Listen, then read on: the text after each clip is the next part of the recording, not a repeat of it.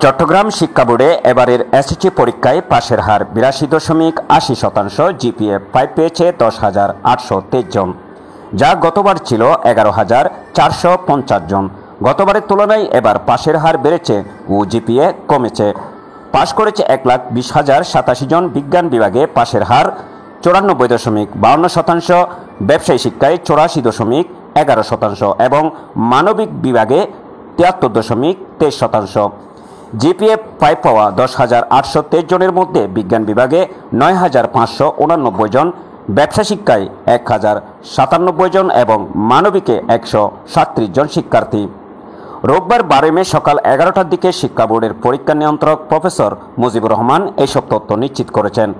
চট্টগ্রাম শিক্ষা বোর্ডের অধীনে চট্টগ্রাম ছাড়াও কক্সবাজার, রাঙ্গামাটি, বান্দরবান ও খাগড়াছড়ি জেলার শিক্ষার্থীরা পরীক্ষা দেয়। সব মিলিয়ে এবার ১,৪৫,৫৯০ জন পরীক্ষার্থী এসএসসি পরীক্ষায় অংশ নিয়েছে। আগেরবার পরীক্ষার্থী ছিল ১,৫৪,৮১৯ জন।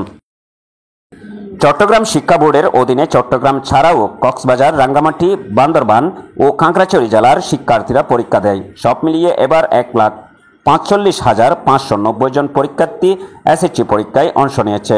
আগেরবার পরীক্ষার্থী ছিল ১,৫৪,৮১৯ জন।